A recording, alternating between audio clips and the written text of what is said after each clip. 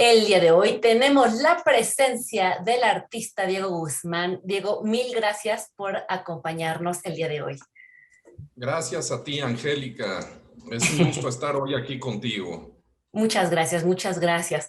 Pues bueno, Diego es un artista, eres un artista autodidacta, ¿estoy en lo correcto? Pues un poco, mira, porque siempre va a haber algo que aprender. Yo no me creo mucho este asunto de los autodidactas al 100%. Claro, Siempre aprendes de alguien. No estudié yo, eso sí, la carrera de artes plásticas en forma, pero sí porque me tocó. entraste, ¿no? Primero. Sí, sí entré, pero me decepcioné muy pronto, no me gustó nada la Esmeralda. Llegué yo a esa escuela con mucha ilusión, con mucho entusiasmo de que iba a ser una escuela en forma, y era un desastre, ¿no? Ya lo he yo mencionado anteriormente. Era una fiesta, se Una hacía de todo ahí pachanga. menos dibujar y pintar, ¿no? Había una clase con Eloy Tarcisio, que es un pintor muy conocido, que era maestro en primer año. Yo dije, bueno, pues clase con Eloy Tarcisio. Y su clase era que salíamos a la calle con hojas de papel revolución de este tamaño y con carboncillos a calcar coladeras, ¿no? O piedras, o el pavimento. Y luego sobre eso dibujar a ver qué salía, ¿no? Pues eso no tenía nada que ver con la formación que yo buscaba en ese momento. Entonces me fui a asomar un poco a los salones de los últimos años, ¿no? Que daba clases ahí otro pintor que fue muy importante, que se llamaba Alfredo Falfán, que fue un pintor al que Rufino Tamayo apoyó mucho y que cuando vino Pierre Soulages a México y Roberto Mata, bueno, se quedaron sorprendidos con su trabajo, ¿no? Y eso dio pie a que le hicieran una gran exposición en el Museo de Arte Moderno a principios de los años 80 y yo la vi siendo muy pequeño, ¿no? Entonces yo dije, pues la clase de Alfredo Falfán, pues aquí sí que voy a aprender muchísimo. Y era otro desastre. Entonces salí corriendo de la Esmeralda y no regresé. Y Fíjate que luego no fui eres a el un taller. primero que menciona esto. No, no. Bueno, Deserté a los 2 meses y medio, más o menos. sí. Y luego el pintor Ricardo Martínez, que es el que fue mi verdadero mentor, me dijo, bueno, no necesitas irte a meter en una escuela, ¿no? Antes que nada hay que dibujar, dibujar, dibujar y ver mucha pintura buena. Así es como se aprende. Entonces, pues le hice caso y lo veía yo con mucha frecuencia y le llevaba mis trabajos y él me los criticaba y me decía, bueno, esto está muy mal, que él no tenía pelos en la lengua, por aquí vas bien. Y él fue el verdadero guía y me permitía verlo pintar, que eso fue lo más importante, me dejó verlo trabajar. Entonces ahí aprendí muchísimo de su técnica. Y luego, bueno, me fui a meter al taller de un pintor muy malo, que tenía un oficio extraordinario, pero como artista era muy malo, no voy a decir su nombre. Trabajaba mucho con espátula y con mucha materia pictórica, pero su pintura era muy mala, ¿no? Y aprendí también con él algunos trucos del oficio, el uso de veladuras, etcétera, y viendo mucho, ¿no? Y después estudié diseño gráfico que me dio otra formación, pero al final lo que te da el oficio pues es pintar y dibujar todos los días, ¿no? Definitivamente. Oye, ahora que mencionas a Ricardo Martínez, yo veo en tu obra, tú ya ahora nos contarás cuáles son tus influencias, ¿no? Y seguramente también, bueno, has tenido muchas etapas a lo largo de tu carrera, Sí, ¿no? por supuesto. También a ver si puedes hablar un poco más de eso. Pero yo veo como una influencia de Ricardo Martínez, bueno, ahí también hay como una mezcla, también Tamayo, también veo a Coronel, también, o sea, no sé si me equivoque. Pues algo hay ahí en el inconsciente, ¿no? Uno no puede negar lo que es y lo que a uno lo emociona y lo que a uno lo impacta. Lo has dicho muy bien, pues Ricardo Martínez está presente. Estuve muy cerca de él, pues por 30 años. Entonces, pues fue una relación muy estrecha. Eh, Aprendí viéndolo pintar, entonces algo de su técnica se quedó por ahí en el manejo de las luces, de la sobreposición de colores, pues sí está presente, ¿no?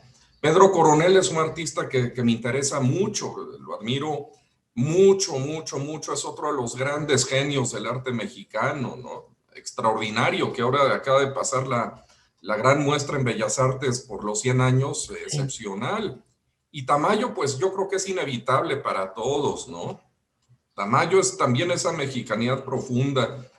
Decía Alfonso Reyes que todos debemos escuchar a nuestra voz interna, ¿no? Y yo la he escuchado, ¿no? No pretendo ser algo que no soy, ¿no? Claro. Y tampoco me interesa el asunto de las vanguardias y del arte conceptual y de todas estas cosas fabricadas 5 minutos antes que están tan de moda por todos lados. Pero bueno, hay también cosas buenas, hay cosas rescatables, pero tienes razón, hay mucho no.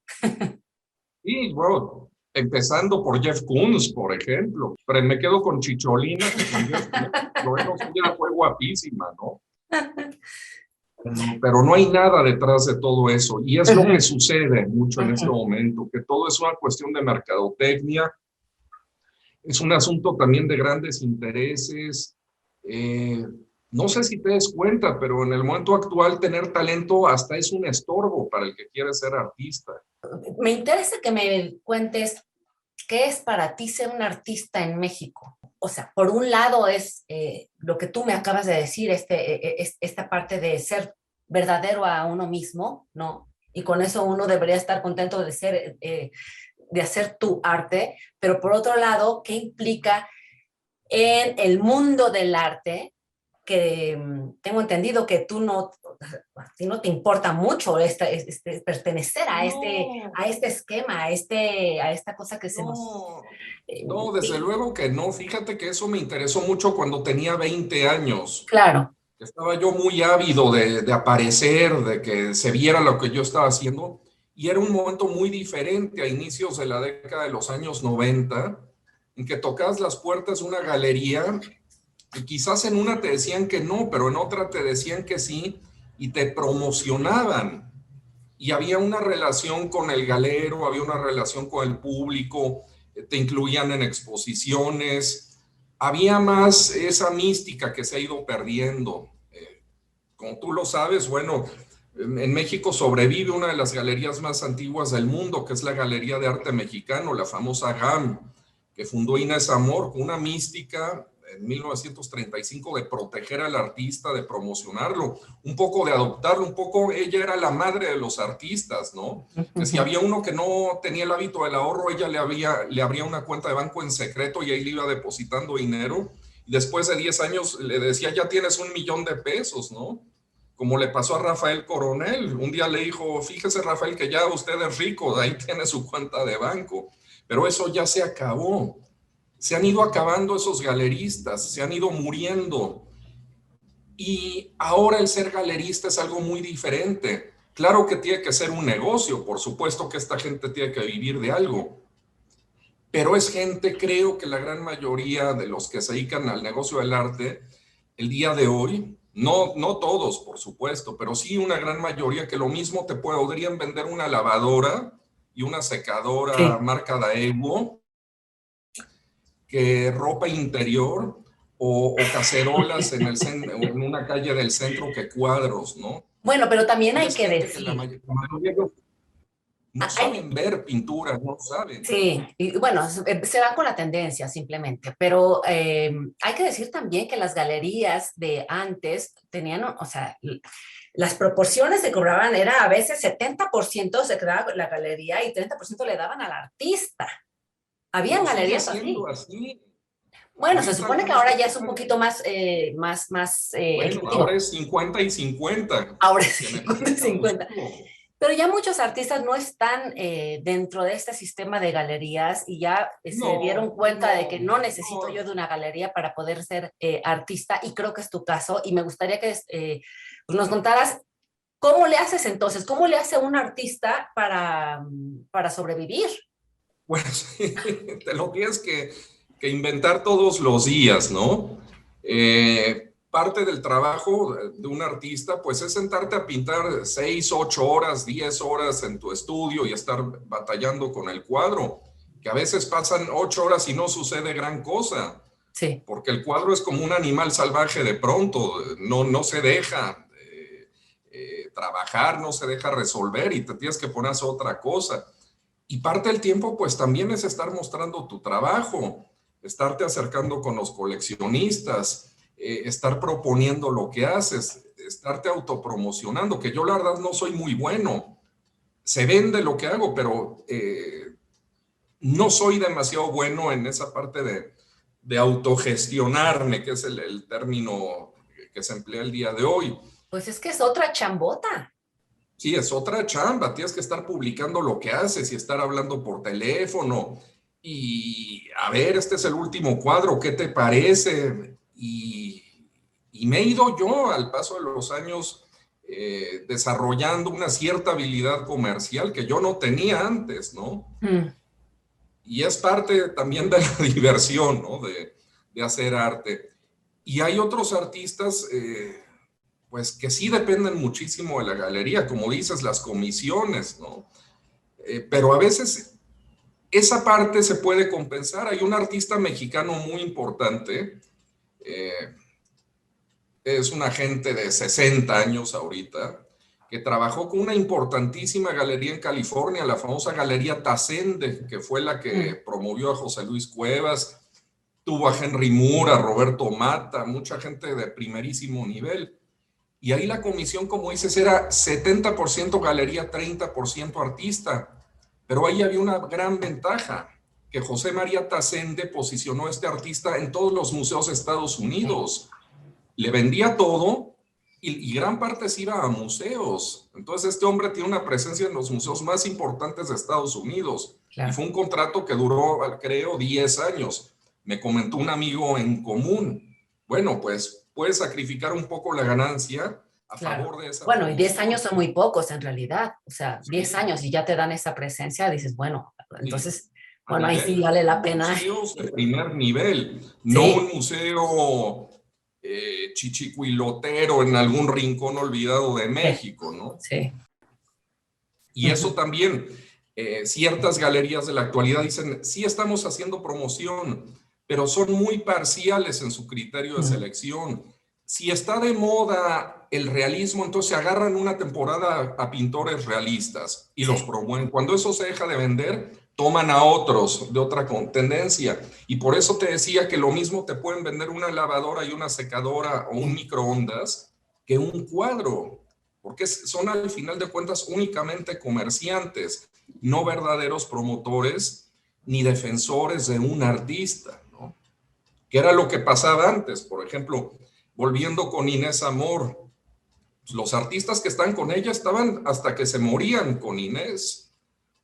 Sí, bueno, ella fue la gran promotora de una camada de artistas muy importantes, pero bueno, el mismo Ricardo Martínez de repente criticaba la galería, él no aceptó estar en la galería, ¿no? Bueno, él vendía, sí, americanos. Sí, pero eso fue después. Él Eso fue salió de la después. galería a fines de los 60 por diferencias con Inés con respecto a la promoción de Luis García Guerrero, otro gran pintor mexicano que un día llegó a la galería y vio que Inés tenía en el baño los cuadros de García Guerrero. Y le dijo, Inés, ahora los tengo ahí porque nadie los quiere. Y él le dijo, mire Inés, o vende a Luis García Guerrero o me voy de la galería. Y ella lo retó y le dijo, bueno, si usted vende esos cuadros, Ricardo, y los vendió él en 2 días, y en ese momento se fue de la galería. Sí, yo me sabía de esa historia de Ricardo. Yo también tenía el placer de conocer a Ricardo porque era muy amigo de Luis. Luis era mi tío abuelo. De verdad. Luis García Guerrero. Sí, sí, Era, sí. era de verdad. ¿Sí? Yo conocí a Luis García Guerrero también, mucho, en casa de Ricardo Martínez. Sí, Tengo sí. un par de cosas de él aquí colgadas en mi casa. Ah, ¿en serio? Ay, luego me las enseñas. Ay, qué Sí, padre. un dibujo de la época abstracta y una litografía de una polilla preciosa que trabajó en el taller Cairon. Es otro de los grandes artistas de México, García Guerrero. Sí. Totalmente. Sí, no le interesaba, a él no le No le interesaba para nada. interesaba. Él algún día me decía, bueno, yo puedo pintar un cuadro tranquilamente durante 2 meses seguidos, sin preocuparme de nada. Dice, porque yo no creo estar haciendo nada importante. Bueno, y era un artista excepcional, pero con una modestia absoluta. Él era como un pintor de otro siglo. Sí, sí, sí, sí, sí. Y bueno, además se tardaba, bueno, meses y meses en un cuadro porque Sí, pintaba con el pincel con el pincel de cero. Sí, sí, el pincel de un pelito haciendo una jícama así con rayitas y un alacrancito y una caña y una mandarina volando. Bueno, uno de los más grandes pintores de México, Ay, qué lindo. definitivamente. Y Pues ahí sí, está, porque al sí, final de cuentas la historia pone a todo en su lugar y a todos, ¿eh? Luis García Guerrero quedó para la historia y muchos artistas, bueno, es la otra parte del fenómeno, que puedes encontrarte con toda clase de artistas solamente promocionados, que están en todos lados, pero que se van a ir desinflando porque la obra no es buena. por supuesto, por supuesto. Así O sea, es. hablábamos la otra vez de las mujeres artistas que han tenido pues muchas más dificultades. Helen Escobedo alguna vez lo dijo, bueno, las mujeres de ahora, más jóvenes que yo, tienen la cosa más fácil, dice, yo tuve que romperme la cara con medio mundo para ganarme un lugar, ¿no? Sí. Bueno, Pero pero Helen Escobedo ahora ya está en los libros de historia. O sea, sí, Helen Escobedo es Helen Escobedo. sí, así Pero sí, lo es. que tuvieron que vivir. Y cuántas, pues, no pasaron o sea, ni pena ni gloria. Exacto, pero ahora se empiezan a redescubrir y es tristísimo que artistas que tienen 50 años de Qué muerte. muertas ahorita empiecen a ser revaloradas, ¿no? Y artistas hombres también, ¿no? Que Sí, estuvieron claro. olvidados por mucho tiempo, ¿no? Así es, así es. Pero bueno, a ver, cuéntame de estas etapas que has vivido, cómo es que Pues mira, has llegado a donde has llegado, porque lo que estás haciendo ahora es completamente diferente que lo que hacías hace años. sí, claro, mira, las cosas primeras eran cosas pintadas con mucha inocencia, Ujú, muy planas, con una paleta en grises, en ocres, muy austera, ¿no? Al principio. Y fui viendo más y más y me empecé a ir por cierta tendencia realista de corte fantástico después, con muchas capas de color, muchas veladuras, muy ujú, cercano al surrealismo. ujú, Tuve un maestro también que quiero mencionar ahora, que se llama José Guadalupe Cabrera, que no es un artista conocido. Él se dedicó únicamente a la docencia y me enseñó unas técnicas de dibujo maravillosas, ¿no? A mediados de los 90. Y ahí cambié mucho porque ok. me centré en un oficio muy sólido, más de observación, y empecé a trabajar mucho en esa época con grafito, con acuarelas, de una manera muy precisa, muy simbólica, pero con un acabado muy realista. Pero empecé a trabajar sobre esa línea y llegué a un callejón sin salida hacia fines de los 90 en que me estaba repitiendo Mm, y era una obra que estaba muy influida por Giorgio de Quirico, por mm, Balthus, por algunos surrealistas y me acordé de Günter Gerso que decía, bueno, un artista tiene que tener un lenguaje propio. No puedes estar pintando a la manera de toda la ujú, vida. Como búsqueda está bien. Y entré en una crisis tremenda. ujú, Dejé de pintar más de un año, en que no hice nada. Y luego, después de ese año que fue como de mucha reflexión, empecé a utilizar desperdicios que tenía ahí en el estudio, papel, cartón, telas sin imprimar y todo, y empecé a hacer collage sobre madera, sobre MDF y a pintar arriba ese collage. Y empecé a jugar de manera muy libre y empecé a volver a la pintura, haciendo una abstracción lírica muy libre, igual con mucha prefabricación técnica, con textura y veladuras y demás. Y fui insistiendo en el tema y poco a poco fui volviendo a la figuración hasta lo que estoy haciendo ahora. Pero me costó años encontrar mi mundo, ¿no? Y hay que evolucionar. Yo no sé qué va a pasar en 2 años o en claro, 5 si vivo para entonces, ¿no? claro. El arte es un ser vivo que nunca se está quieto, ¿no? Yo no creo en esos artistas que pintan toda la vida igual o que hacen siempre la misma temática en una escultura o que están haciendo cerámica y siempre insistiendo en el mismo tema, ¿no? Creo que el arte está vivo y evoluciona. Pues como uno mismo, o sea, es que el arte es la vida misma, o sea, el arte, o sea, Claro, tú nunca no puedes vas a ser ser el la mismo, misma siempre de estás hace cambiando. 8 años, ni vas a ser la misma de ayer, ni de hace 2 días, Claro, ¿no? Y por quizás en supuesto. 5 días vas a ser muy diferente a como eras hace un mes, ¿no? Y eso es el chiste de la vida. Como dices, el arte es la vida, es una frase muy sabia. Bueno, entonces, tus influencias. Pues yo creo que lo mexicano, fíjate, no puedo negar lo que soy. Mm, Las tierras, los mitos también, la sí, artesanía también ha influido. Una vez alguien me dijo, ¿usted es de Oaxaca? Y le digo, no, no soy de Oaxaca, soy de la Ciudad de México. ¿Sabes que hay cierta cosa ahí chamánica? sí, Pues sí, sí. hay algo y no lo podemos ignorar. No tienes que ser oaxaqueño o nayarita para tener relación con las cuestiones antiguas y chamánicas, ¿no? Estás conectado y lo has leído también. Y uno ha leído la poesía y ha leído autores mexicanos y ha visto pintura mexicana y también ha visto uno otras culturas, ¿no? Ahí particularmente me interesa mucho lo bizantino, me interesa lo griego, me interesa lo egipcio. Son culturas y momentos históricos que en cierto sentido también han influido, ¿no? De repente estos personajes que pinto de perfil con la perspectiva distorsionada, pues tienen que ver un poco con la cuestión egipcia, que está el Egipcio. personaje de perfil y el torso girado, ¿no? Pero no lo hago consciente, se te queda a nivel inconsciente, ¿no? Ujú, ujú. Y los colores, bueno, pues de repente hay una historia que me gusta contar mucho, que no sabes en qué momento van a influir en ti las cosas que viste, ¿no? Hace muchos años hice un viaje a Yucatán con mi abuela y me acuerdo que tomamos una excursión, tendría yo 21 años, hicimos una excursión desde Mérida a las zonas arqueológicas e íbamos en la carretera y en una camioneta y se veía la tierra en Yucatán roja, de un rojo precioso, como un rojo quemado. Y luego se veían los troncos de los árboles en un gris blancuzco y las copas eran de un verde olivo profundo, impresionante, y el cielo era casi morado. Y me impresionó muchísimo. Fue una visión que dije, que esto no es de este mundo. Y no pasó nada, y 2 o 3 años después esos colores fueron apareciendo en mi pintura, ¿no?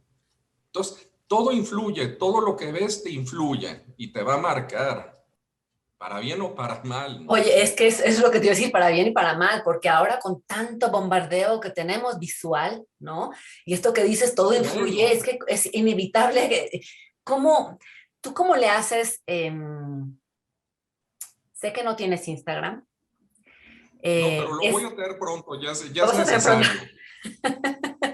Porque hay veces que yo digo, es que por Dios, o sea, me gustaría estar de repente en la montaña ahí, siendo ermitaña o yo qué sé, para ya dejar de ver tanta cosa, ¿no? Porque es inevitable que este bombardeo y que de verdad sí te influye luego no en maneras Es tan inevitable y es positivas. alucinante.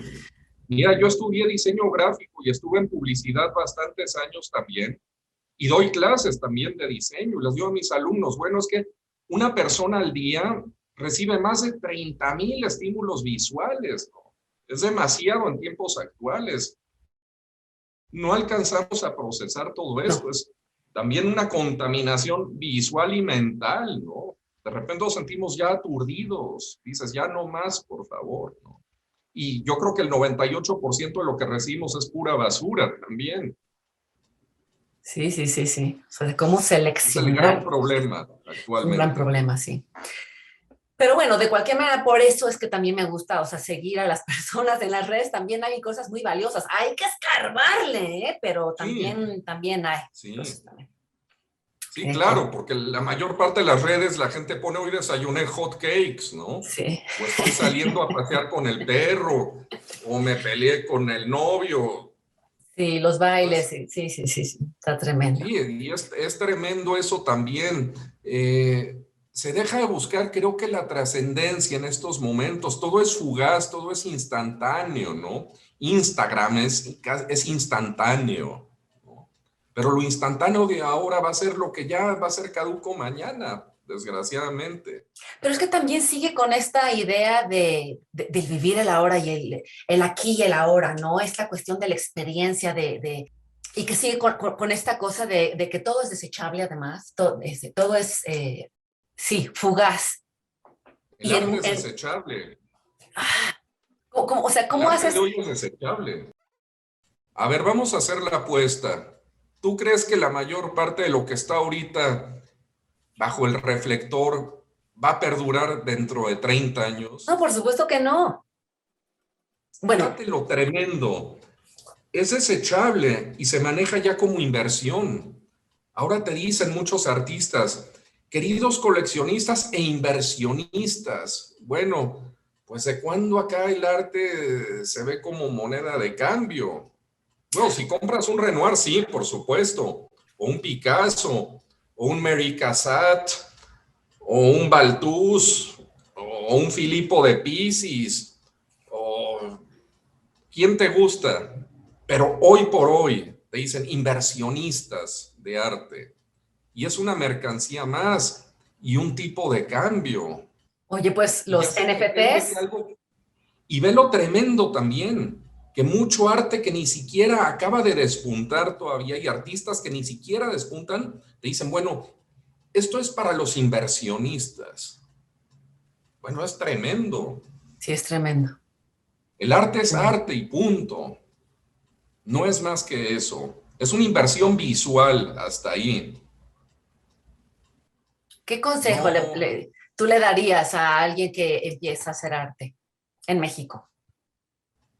pues que le luche.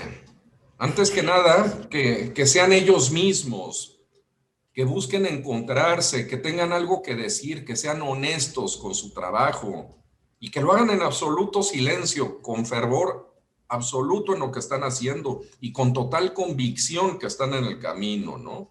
No buscar el reflector, eso no sirve. Al final va a perdurar el cuadro. Ricardo Martínez lo decía, bueno, a mí lo único que me importa es pintar un buen cuadro, lo demás no tiene ningún sentido, ¿no? Mm, Y ahora hay contigo. gente que le interesa nada más aparecer. Sí, También esa parte. El artista es un rockstar, ¿no? ¿Y la obra dónde queda? En ningún lado. En el pues vacío, yo lo creo. que ya se vende también, bueno, es la imagen misma del artista. Claro, o sea, y eso pues viene de muy atrás también, pero antes por lo menos estaba sostenido. El personaje Salvador Dalí, el clown famoso, el provocador, el mismo Picasso, en fin, Andy Warhol, que yo no lo entendía, yo lo odiaba, pero lo empecé a entender cuando estudié diseño gráfico. Pero Warhol se burlaba de la sociedad, era lo más divertido, ¿no? Decía, yo les vendo basura y todos estos lo compran, ¿no? Ay, Diego, muchísimas gracias por esta plática que estuvo muy Ya nutrida, te nutrida la bloqueaste. palabra, muy nutrida.